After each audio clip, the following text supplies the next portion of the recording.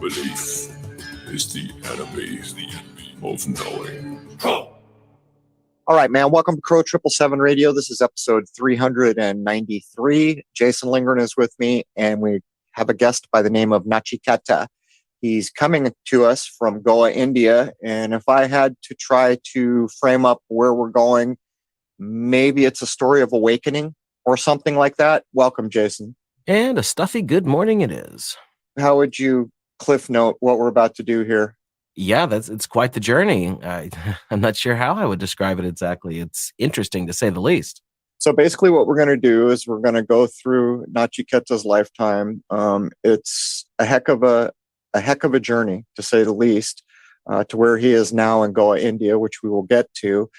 But as I went through the notes we put together, and I always think it's important to get a point of view from varying parts of the world. Since we're not really traveling, bigotry is at an all-time high because traveling kills bigotry, at least in most of us. So what we'll do is we'll walk through here, and I guess it really kind of is a story of at what point do you catch on, kind of. Anyhow, welcome, Nachiketa. Thank you for having me, Jason and Crow. You want to jump in verbatim on the bullet points here? Do you want to add anything before we jump in? No, not really. I think we can just kind of run with what we got. All right. Well, let's start out in your early childhood. This is truly going to be a path to everyone listening, and it's always good to hear these tales. You can compare them to what journey you've taken. So let's start out in your early childhood. Go ahead. Yes. So I was born in Seoul, South Korea, and I grew up there, kind of bounced around from one place to another. When I met my biological aunt, my father's youngest sister, she told me that I must have lived over 100 different places before I was adopted to America. So did you know your biological parents? I knew of my father. My father was with me kind of on and off when I was growing up, but I didn't see him consistently. And I was told that my biological mother left soon after I was born. Were you immediately an orphan? No, not really. I was orphaned after the death of my father, around 8. What happened was that after being bounced around, I was with my uncle and his family. And he basically informed me that my father had passed. And I didn't really want to express any kind of emotions to it, but I was trying to process what was going on. And afterwards, I decided to run away from the family. And that's how I ended up living out in the streets. How old were you when you started to live in the streets? I was about 8.5, around there, maybe a little bit more, between 8.5 and 9. Yes. You must have been in Seoul, Korea, because that would be a hard thing to do in this country. Someone would probably pick you up. Yes, I was in a city. I wasn't sure if it was Seoul or somewhere, but it was definitely an urban environment. So at some point, you get yourself into an orphanage. Are you collected off the streets, or do you migrate there? How do you get into the orphanage? Well, I spent several months out in the streets, stealing or doing whatever I needed to do to survive. And I was begging out in the streets one day to one of those gentlemen who they shine shoes, they repair shoes. They're out in the streets doing shoe repair. And he went into a store and bought a carton of milk and bread for me. And he proceeded to hand that to me. And I was very excited, of course, and I was ready to, receive this gift. But he ended up grabbing me by the wrist and dragged me to the police station. And from the police station, they sent me to kind of a juvenile jail type place where I stayed for about 2 weeks. And then from there, I went to an orphanage.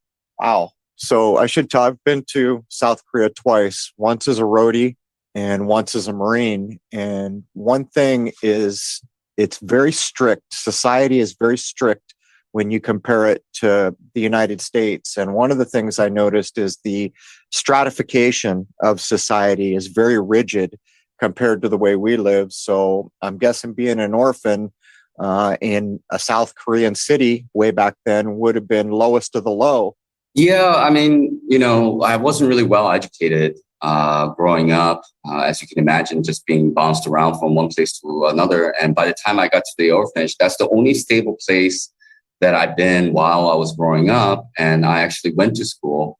And when I went to school, I think I was in 5th grade or so at that time. And I didn't know how to add. I didn't know how to multiply. I didn't know how to do any of the mathematics. And they thought I was really stupid. So they kind of relegated me to the back corner and let me kind of look out the window and do my thing. But I would say you're very accurate in the sense that Korea is, Confucius country. They follow hierarchy and they're very strict about their rules. When I was there, and I stood out like a sore thumb. I had long hair. I was wearing shorts and boots like a roadie would in Southern California. And when you meet in a group for the first time, the first things that happen, and I noticed this across the board, is they determine who's got seniority in the group. They determine how old you are as one measure. They determine if you're married. They do all these things to figure out quickly who gets the most respect.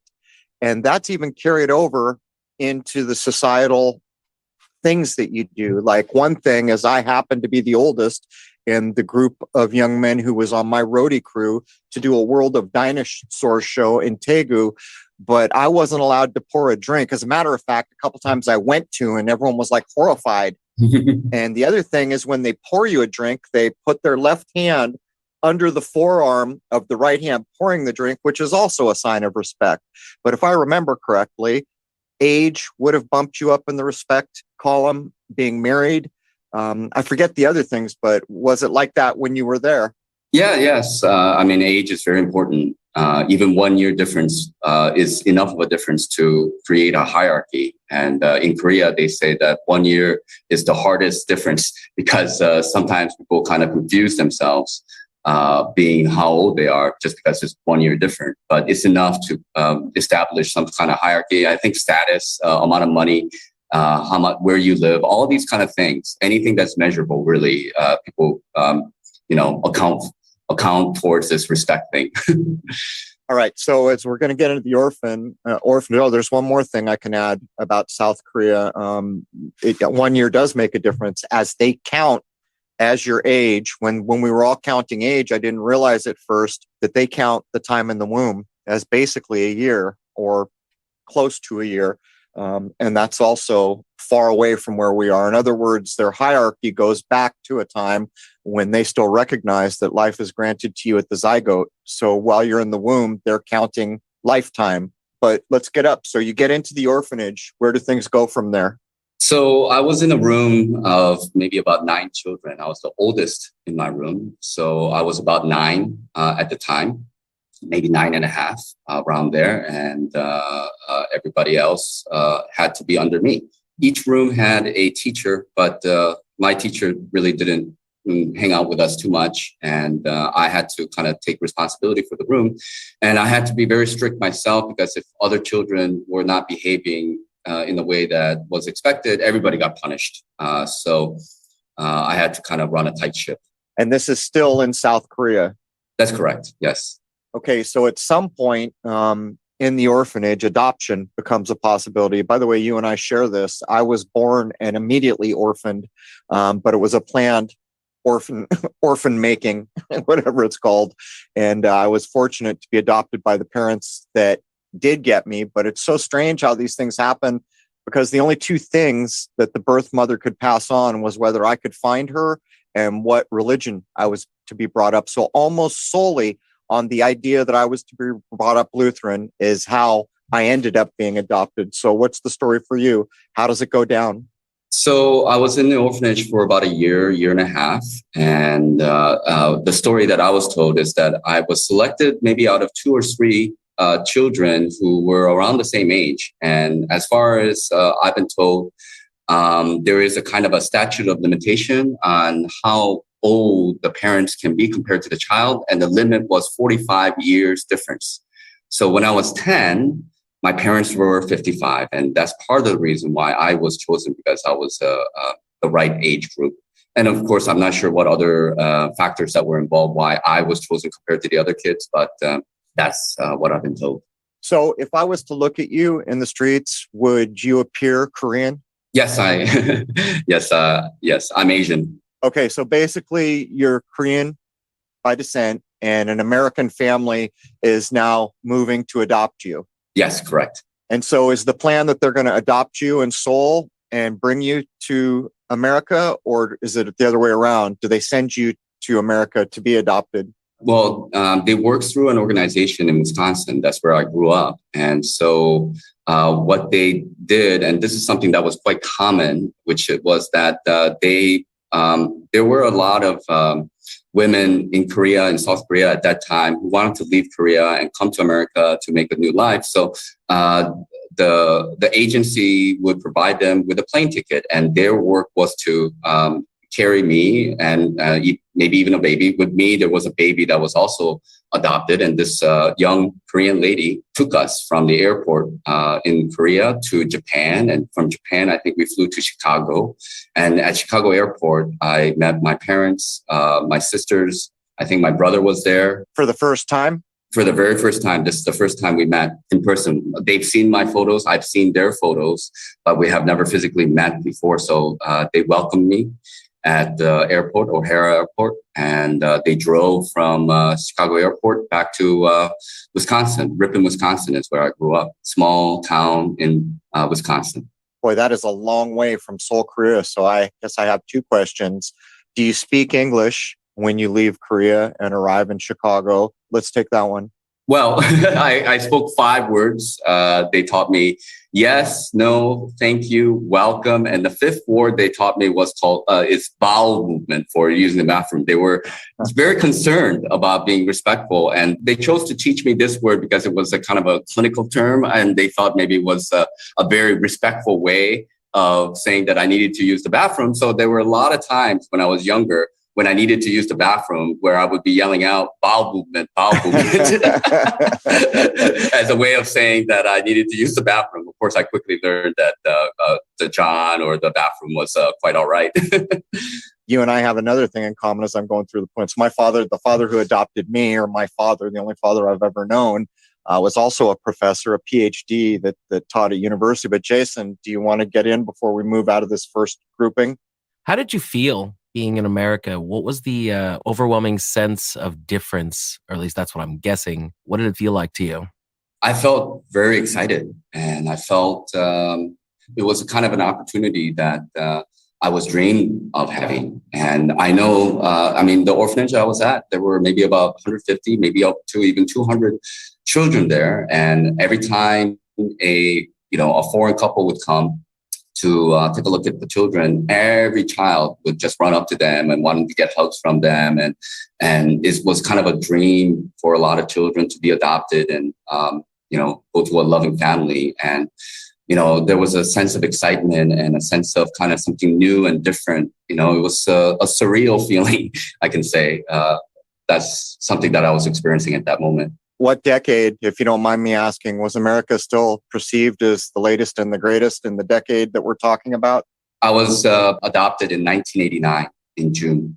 So yeah, at that point, America was still mostly perceived as the great white castle on the hill. Little did we know. All right. So after the adoption, you're growing up in America. Your father, too, is a professor. Let's pick up there. Yes, my father graduated from Yale on a scholarship. He's very intelligent, and that was back in the 1950s, I believe, when going to Yale kind of still mattered before George W. Bush and everything. And he became a professor of economics at Ripon College, small college, about 800 students in eastern part of Wisconsin. So I guess I should have, before we do this, so your father's a professor, so I'm guessing almost immediately when you get to Wisconsin, you're learning English, I'm guessing. Yeah, we, of course, I didn't, they provided me with a picture dictionary at the beginning.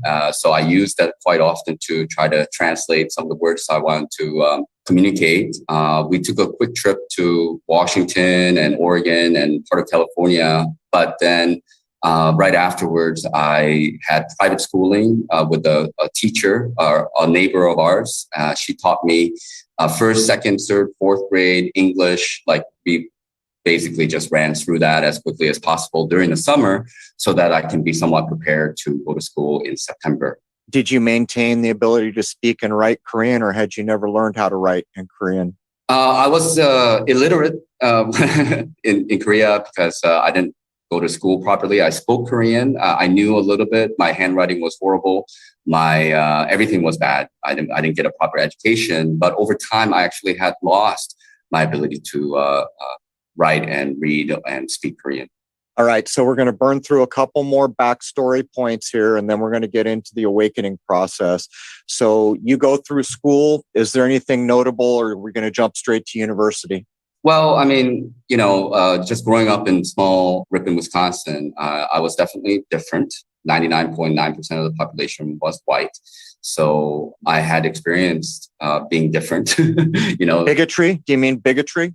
Well, I mean, like people notice you. People notice that you're different, of course. Yeah. And I really had to try to behave. Of course, I had a lot of anger issues. And that kind of stemmed from stuff that had happened to me in Korea when I was even younger, but just being different and getting bullied or getting picked on, these type of things also, contributed to that. But because my father was respected and he was a professor, I always felt that I needed to, behave properly in town and anywhere else. And I try to maintain that as much as possible, even though I was not perfect in any way.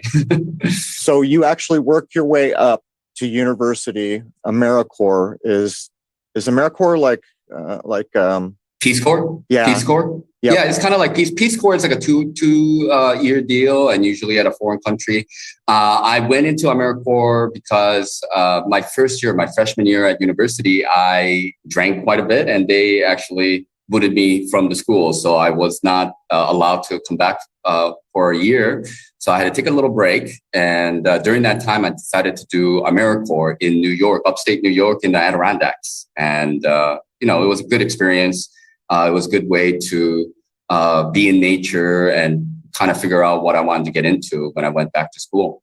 So if I had to kind of summarize my life compared to your life, there's a point where you've learned how to work within the system. So what school does, teaches you how to get along in the system. Doesn't teach you anything about the system. But you party too much, they boot you. AmeriCorps, which is for a lot of young people to snap them back into line. It has been used. Peace Corps has been used in that way, kind of like military boot camp for some. But you get back into the university, and this is where you start to find your path because you achieve a BFA in sculpture. Yes, I found that I liked drawing. And when I went to university, I started to get into sculpture. And that's something that I could do for many hours. I enjoyed doing. I was not very good at sitting and learning about stuff that I was not really interested in. I had to kind of go towards the things that I was interested in doing. So I decided to major in art. And, my father supported me during this process. So it was okay that I majored in sculpture. I don't know if you feel the way I do, but I feel so fortunate that my father was a well-educated individual, because if I asked you, what is the greatest gift do you think your father gave you besides pulling you off the streets? I mean, living experience that your father gave you. Oh my goodness. I mean, there's so many things that I'm very grateful for. I mean, it's really hard to say, but I would say one of the greatest gifts that he has given me is teaching me how to be a man, teaching me how to be a responsible human being, even though our views may not be always aligned, and it's okay. I think that's quite common between family members, but being responsible and being a man of one's word, I think these are the things that my father has taught me. If I had to answer that question, I would say my father told me the value of doing what's right, and he instilled in me how not to be so gullible. But Jason, were you going to jump in there? It sounds like he instilled in you a sense of honor, which is something that would be very important from the culture you came from. Yeah, I mean, I can't say that I have always been very honorable, but growing up and kind of coming to our own being, honor becomes a very important concept for everybody. It's a kind of how one views oneself. All right, well, let's clear up the last bullet point, and then we're going to get into the awakening process. And for so many people that I've met and spoken with, travel often becomes a big part of the awakening process. But in the case where there hasn't been that much travel, for like individuals never left the state they're in, events end up being a big part of it. So after you get your BFA in sculpture, you end up going back to Korea a number of times, and you own a bar and hold many different jobs. Are you speaking Korean at that point? No, I went back to Korea during the summer between my junior year and senior year, and I was learning Korean. And at that time, I met some people, was trying to learn Korean. I will have to admit that I was quite a heavy drinker.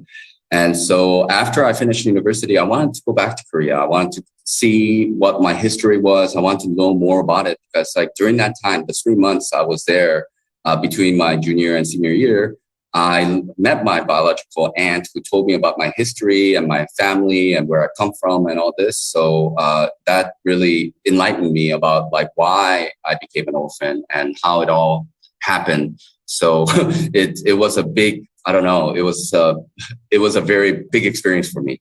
The things that I walked away with when I had gone to Korea twice, once in the military, once as a free person, semi-free, was the food culture that I didn't even comprehend at the time.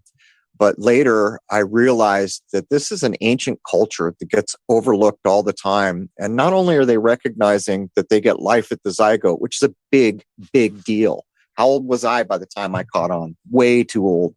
But their food culture is designed to make healthy, intelligent individuals. Most people are unaware that in Korea, there's even a color coding that goes through the food. And if you know that you've gotten each color, that you've gotten a complete meal. But do you have any insight into the way that they still eat in Korea? The reason I'm bringing that up is because I'm guessing they're not too far from McDonald's like the rest of the world.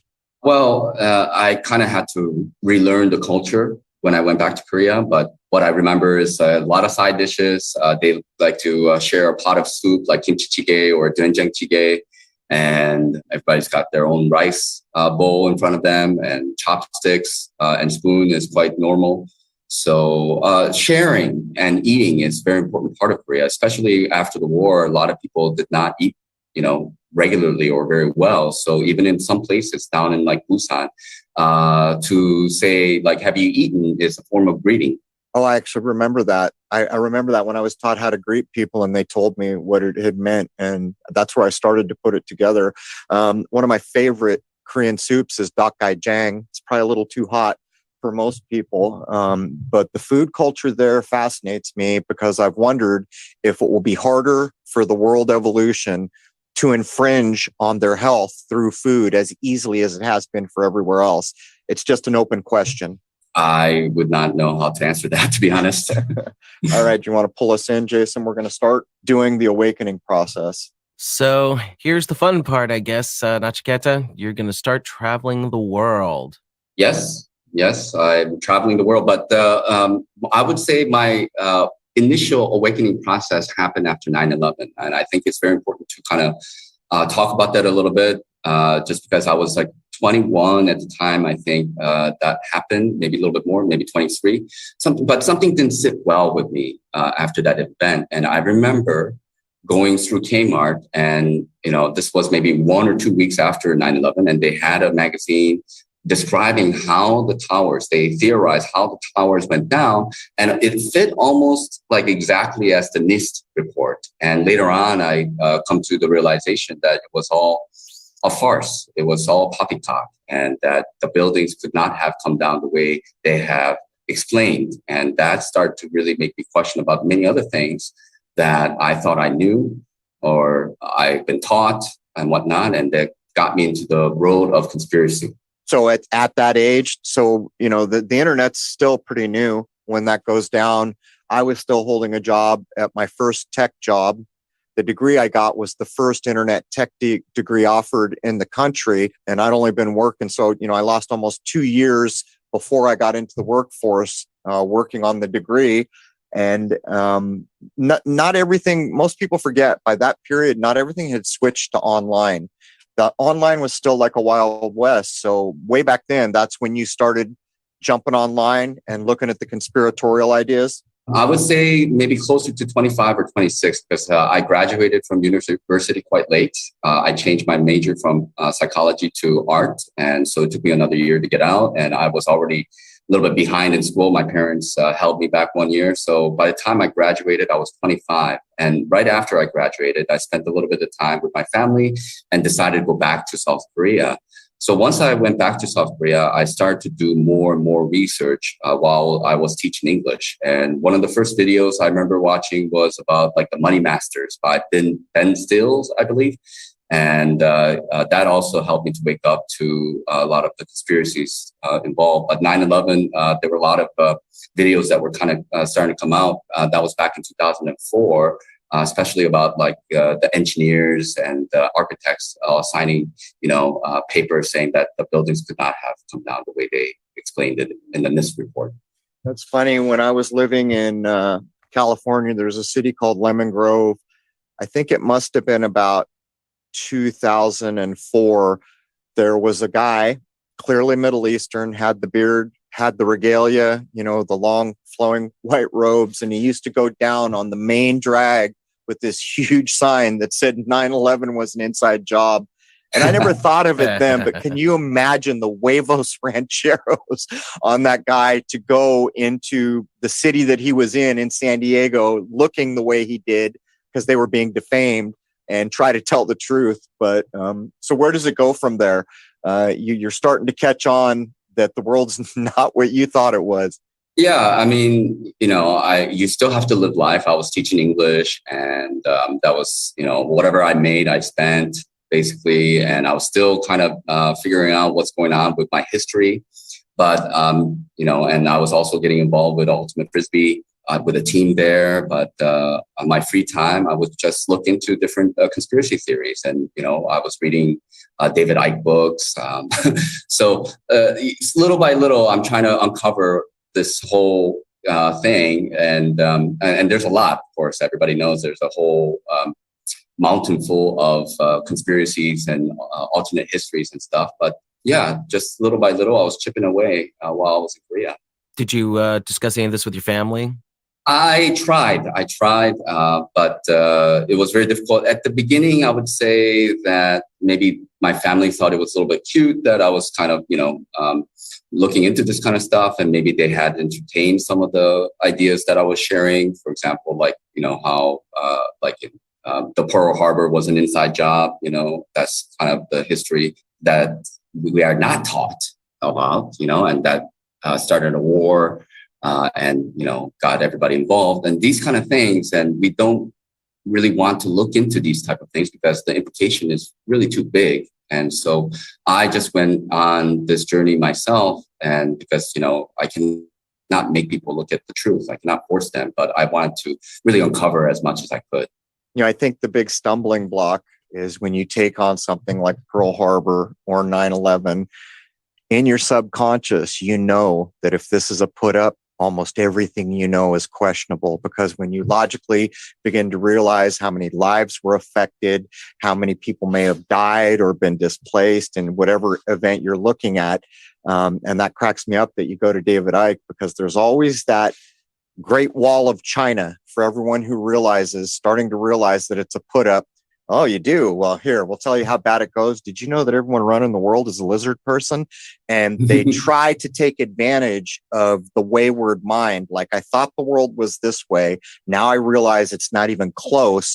So what is possible? And they start, offering you all these lines that are completely bereft of common sense, but delivered in such a way that some people get hooked, and they get hooked for good. But at what point do you do you take up traveling? What's behind deciding to go out and travel?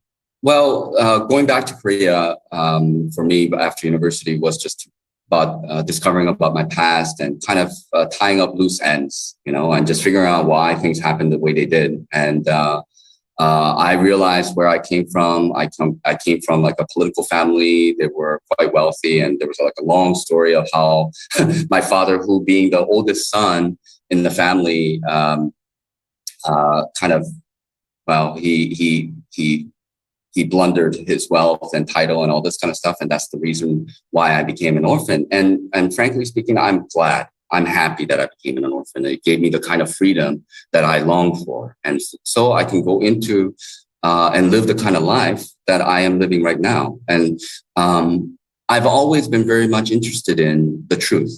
I didn't want any sugarcoating or anything. I wanted the orphanage or anybody in my family just to tell me as things were as they were, and as it happened. And I wanted to be, I had to kind of accept the fact that some things could be very hard to realize, but that's okay. That's part of life, So I was kind of toughening myself for that. And I think uncovering the truth of this reality is part of that similar process of, having this understanding that the reality was this way and maybe we were very comfortable with it. But then, you got to take that Band-Aid off and realize, there's something more going on. What's interesting to me in the bullet points, you tie the beginning of your search to wake up from the bad dream. You first list travel and you also list 9/11. And I swear to you, that's got to be 90-something% of the people I have met. It's one of those two things that does it. So where do your travels begin? So after 10 years in South Korea, I did a variety of different work. I was teaching at private institutions. I owned a bar. I operated and owned a bar for about a year and a half. That's a whole nother story. But basically, I lost it. And afterwards, I decided to do traditional Korean carpentry for about a year. So I did that for a little while. And then it was hard work, definitely manual labor, didn't get paid a lot. And you work like 20, 21 days a month and you get 4 days off and then you go back to work. This kind of the schedule, very hard schedule. And, it's very regimented. Like you wake up 6 a.m, you have your breakfast and you start work at 7 and 7 to 12, you work and 12 to 1, you have lunch. And then usually we eat lunch quickly, take a nap, and then go back to work from 1 to 6 or 7. So it's a good 11, 12 hours of work a day for a while. And I think that kind of helped me to realize like the hard core Korean lifestyle, at least a part of it. And afterwards, my Korean had improved a little bit. And I saw an offering from a company where I went and got an interview, and I got a job at a corporation. They're called Hansol Education. And I worked there for 3 years, wearing a suit and tie, working in front of a cubicle, teaching English. It was very easy, good money. But I didn't think that was going to be my life. And, they were asking me if I wanted to work for them for the rest of my life. And I was like, no, not really, because I kind of want to see what's going on outside of Korea, around the world. I wanted to live a different type of lifestyle. And so I decided to sell everything I had, turn it into a backpack. And my journey began going to Japan. So it's one of my favorite places in the world. Go ahead, Jason.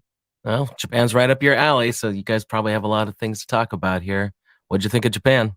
Well, I love Japan. I bought like a 1-month rail pass for Japan. So that allowed me to get on any kind of subway because, they have a lot of different companies, private companies with the railway system. And I went and began my journey with my last, like, quote unquote, official Ultimate Frisbee tournament, more or less in Japan and at Dream Cup in March, I think, of 2014. And that was near Fuji Mountain. So I began my journey there. And after the tournament, I found myself, holy cow, like I am completely traveling in a country where I don't know the language at all. And I don't know exactly what I'm doing. So I just started to book rooms where I could find, like, randomly, wherever I could, like Airbnb or guest house, whatever. And then wherever I could get a confirmed booking, I went to. So this is kind of how I began my journey. I did nothing planned, just kind of going with the wind. when you set out to travel, was it you saw the opportunity to get to Japan, or were you really ready to cut loose and go see what's out there? At the time, I had a little bit of money and I invested in some stuff. And I figured, I can spend a little bit of money and just let's see what life takes me, where life takes me. And so I said, okay, I'm going to spend this money. And I know Japan's expensive. And that's probably the reason why I decided to go to Japan right away and see what that is about. And I started traveling around Japan. And like my story kind of more or less began in Kyoto. In Kyoto, I met a Dutch lady who spoke Chinese. And she, after her father passed away, she decided to learn Chinese because it was something very difficult, and she wanted to put her focus onto something that was very difficult to do. So she got a scholarship to learn Chinese. So she studied Chinese for a year, and we met in Kyoto at a random guest house. And that's another long story of how we met, but. She invited me basically to come to China with her and travel to China with her. So she had already made plans to go to Indonesia and other areas like Bali in her travel. But and I already made plans to go to, but we both met in China and began our travels in China together. Okay, I think you cut for a second. You had made plans to go where? We had made plans to go to China together. Okay, it sounded like at the end you were going to say Tibet or Nepal. It cut for a second. It's interesting, the places that you're laying down, they're all clearly ancient. When you get to Japan, certain parts of Japan, you're in a culture that's been around for a heck of a long time. And Japan is bizarre for the reason that you can go to a town where they're still making silk from, worm eggs. And at the same time, you can go 50 miles the other way and it's completely tech modern. It's this bizarre, kind of route to the past, but firmly pushing into the future. But in the list here, you list China, Tibet, and Nepal. Those are often destinations, India, of course, where you currently are, where people who are spiritually searching go. So do you end up taking the China trip?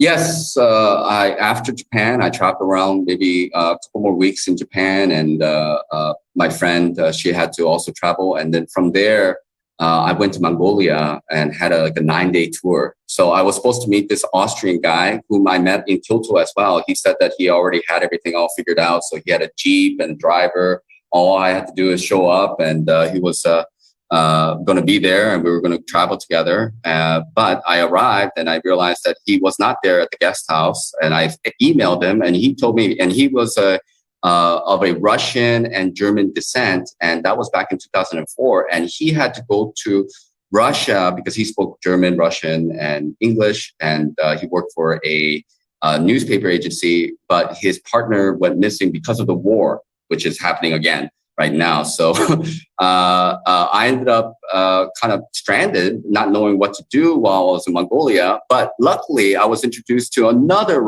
Austrian guy who was a photographer for a different agency. And he just came back from a long trek of his own. And I told him, hey, I have a driver, I have a Jeep, I want to go down to Gobi Desert. It was all set up for us. You just have to follow me. It was just me and this guy. So he ended up coming with me, and we had a good trip together down to Gobi Desert. What did you do in the Gobi Desert? There was they took us to the edge, and I climbed this 300 meter tall dune. It took me 3 hours to get up there, and then I took some photos on the other side, and then came back down. But that was about it. Well, what I know of the Gobi, I do know a little bit about the Gobi, but one of the things I know about the Gobi, which came up in our No Dinosaurs show, is that that's magically where a lot of dinosaur bones are hidden. You know why? Because almost nobody can go where they're claiming they are. How long do you spend in China?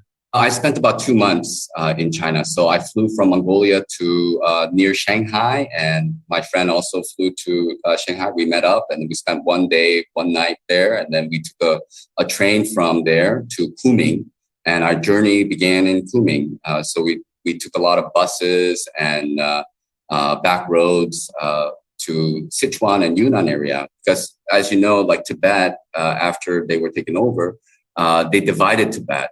So it's largely half the size of its original Tibetan size. And then they added these other parts of Tibet to Sichuan and Yunnan, the western parts of China. And we were interested in going to these regions, the Tibetan regions, where it's now part of China. You know, one of the things that's so striking, because for years I studied spiritual traditions, and of course, you're going to come to Tibet after you do India, or maybe before you do India. But I was stunned when I began to realize what China had actually done to that place. Like, did you get near Lhasa? Yes, I went to Lhasa, but that was towards after our trip together. But yeah, a lot of the regions, I've spoken to some of the monks there, and they said that some monasteries they would have like 2,000 or so monks, and then now they would only have about 200 monks or so. So there's huge devastation that went on with China and a lot of the monasteries and the religion that was involved in those regions. Well, one of the things is if you were in the vicinity of Lhasa, I had never realized, because when they show you Lhasa, it's always about the Potala Palace, right? That's what they show you. But when you pan back to what China did, there's a red light district in front of the palace. They put in that rail. What was funny was so many people from China proper had a hard time with the altitude in Lhasa, and it was also a problem apparently for childbirth. And they started doing all these incentives, anything they could do to get Chinese people in there. But did you witness the kind of wholesale Las Vegasing of Lhasa? Yes, I took a train, I think from Xining in China. It was like a day and a half train ride, and I arrived in Lhasa. When I got there, they had soldiers right from the train station, and they were guarding with machine guns, and they were very strict. I mean, you could not even take photos of them, and they would be pointing at you and start screaming at you. And I spent maybe 1 or 2 days in Lhasa. What I do remember is like right in front of the Potala, as you mentioned, there was like Adidas or Nike. All these Western shops are kind of there, a lot of bars. Right across the street near there's a big park that's open. It's very Chinese, with their statues and flags. There's Chinese flags everywhere. Like any of the important buildings, they have Chinese flags flying up. And also they have these, what are they called? They're like some kind of gate. You have to go through like a metal detector type gate. And what they're looking for is that anybody carrying lighters, they were really strict about lighters, that you could not take lighters into certain areas. And I was asking about that. And why are they so strict about lighters? It's because they were afraid that people would douse themselves with gasoline and light themselves on fire, which had occurred in some of the places as a form of protest against the Chinese. Yeah, that was a big deal, especially in the 60s. That supposedly went on. It was aired heavily in the Vietnam, people immolating themselves. But you see, I think what a lot of people miss about Tibet and what it meant to the world and what it demonstrates about our world now is when it happened, it is claimed that some of the highest ups in Tibet actually knew the president of the United States and reached out for help. The United States did nothing. Look who invaded them. And look at that country now. Do you see what's happened here? You want to talk about the rise of darkness, which the United States, has been wholly enveloped with for Lord knows how long. That shifts to China in a big way when China gets to be on the ascendant, as it is now, as they're moving all the manufacturing into this country, as they're bringing Olympics in. It's the dark heart rising. This dark heart is what mowed down Tibet.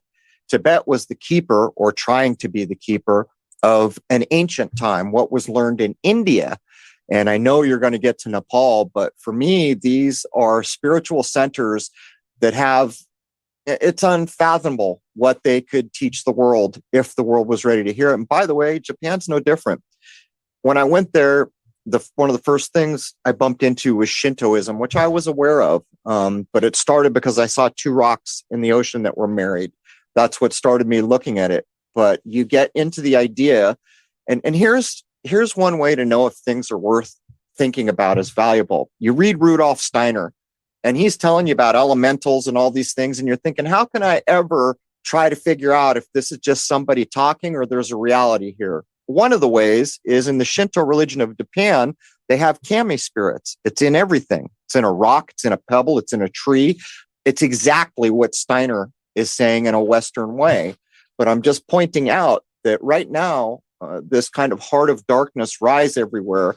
Tibet was the epicenter, one of the first epicenters of what was going to rise in our era. And I know that was a mouthful, but Is there anything else to add about Tibet? Well, I remember reading something from the Dalai Lama, and Dalai Lama was saying that Tibet was quite closed country, and in some ways, even though the horrendous nature of what had happened, China has brought Tibet into popularity. So, like, a lot of people became interested in Tibet and the freedom of Tibet and the religions and the knowledge that was kind of kept hidden there for a good reason, because people don't really value the truth, but the people who do value them, they tend to keep them and they're guarding them. And these monasteries and Tibet itself were the guardians of this truth. A lot of that came from India as well. He's an amazing man. I've actually seen him live on a number of occasions, but my current view on that is anyone at that level, you play or you don't play. You do what you're supposed to do. If you get too far out of line, you're just going to be replaced, removed, whatever. And that is the Dalai Lama. And one of the most eye-opening times, I remember when he said what you said. In other words, he's telling you, well, we did get Nike in front of the Potala Palace and we're putting a Burger King in, and our people are now second-rate citizens. So he's saying what he's saying, partially to keep the peace, but he has to. The other big thing is when he announced, my doctor told me I have to eat meat now because I'm not healthy. You can see what's going on. I've read enough of Tibetan culture and spiritual traditions to know what eating meat meant in that time, in that place. So what I'm pointing out is you don't hold the position anywhere in this world, as far as I'm concerned, unless you're in line. No, I agree with you. I think a lot of people can be compromised. Just going back to like China, I think China is an ideal model for the elites. They like what China is doing with this social credit system and the surveillance system. And I think they would love it if that model became something common to everywhere else in the world. Oh, they're working on it. They're working on it. Yeah, my view of all that has shifted over the last, 5 or 6 years. I don't know if anyone here has studied the so-called war in heaven, which seeks to explain how evil came into our world. And the more that I look into these ideas, and recently I went over Rudolf Steiner's version of these ideas. Previously, Light of Egypt. There's a number of books that have differing versions of the idea of how come there's bad things happen here. Why is there evil in our world? And the whole tale, which the movie Michael, which we broke down, by the way. So the reason I broke it down, if you see the Archangel Michael and the bull, you're looking at a version of the fallen angel, the war in heaven story. And it appears to me that the heart of darkness, as I call it now, that's rising, those people are different than you and I. And this is why. And I think the reason they are different is because they have no eye. And there's a lot that could be explained there. But, you're right in this place that basically erupted, knocked out one of the last truly spiritual places. And I don't care what you think. It's like Muslims. Those people stop and pray 5 times a day. You know how far beyond that is almost anything we see in this country. But what we hear is, they believe in all this nonsense. Well, Tibet is ancient and it had to go. And the people that had to let it go was the United States and the heart of darkness rising next to the heart of darkness that is the United States. They did nothing to stop it. It was planned. And I think these personages and these small epicenters are slightly different beings by blood than we are. But anyhow, I'm off on a tangent. Well, here we are at the top of the hour. What would you like to leave everyone with, Nachiketa, so they'll want to come and hear the rest of the story? Well, I would like to speak more about the awakening process and flat Earth, Mandela effect. I know it's kind of a controversial stuff to get into, but I feel very comfortable to talk about more. And this idea of evil is fascinating for me, and like, what is it and where it comes from? This is also very interesting to look into because we understand that it exists. And we're in the process of we're all playing a role here. So, let's get into those type of topics. These are important ideas and they're particularly important in our time. If anyone's dealing with what's going on in the world, at some point, if they logically go at it, they're going to say, how is it that there's so much that I consider evil that I could never participate in? How can I be so different from what I know is going on? And I'll drop a couple titles on the other side, versions that I'm aware of that do a very good job of speaking to the Western mind, the United States mind to be specific, about how this happened. And the thing is it logically works if you accept that you could get a breakdown of how something works scientifically, but anything that is broken down scientifically can spiritually be broken down. And so that's a bit like saying, well, we've learned from science that the conservation of energy means this, that, and the other thing. And then you can hear a spiritual person say, yes, that's correct. But there is, anytime you have energy, this polarity idea is provably true. And they're two complete different ways of thinking about a thing. But I think it's important now because the dark heart that is rising, it's real and it's here and it's got more power seemingly than we had ever been aware. But here's the catch. It doesn't have any power. It fools its way into all of this. It's a sleight of hand. And I'll drop some titles that'll help people get there. But anyhow, do you want to give out any contact of any kind, or do you just want to show up in comments, Nachiketa? I am happy to just share my contact in the comments section if people are interested. Yeah. Okay, perfect. Yeah, if you do it in hour one, it can become a bit overwhelming. Anyhow, there's hour one of episode 393. We're going to get into a lot more when we come back. And we chose to do an episode like this because very rarely do we stop, look next to us at the people that are just common beings like I am, like Jason is, and say, hey, what's your story? How did you get to where you are?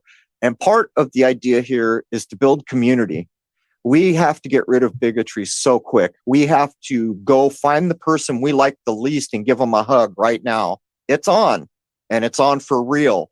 And what that means is we're going to have a bad time, but how long will the bad time be? And I'll say it again, there is no power. This is all sleight of hand. And for people who wake up enough to recognize that, maybe we won't have to play this wicked game for such a long, long time. Anyhow, hour one of 393. The second hour is for members at crow777radio.com, CRROW777radio.com. And I'd like to wish you all a happy, healthy, and higher-minded new era. Cheers.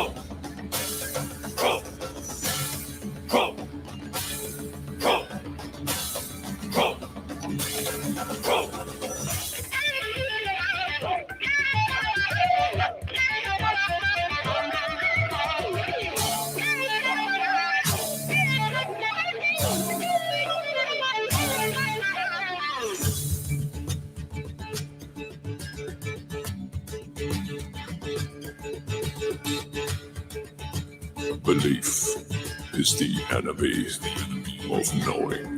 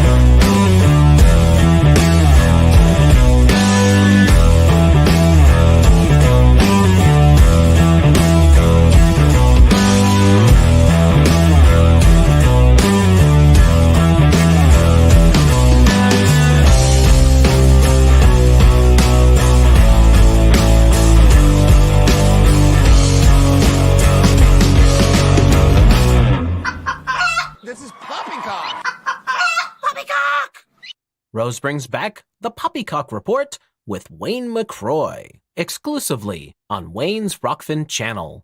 The first episode is going to be on Tuesday, January 3rd at 9 a.m. Eastern Standard Time. Poppycock! Poppycock!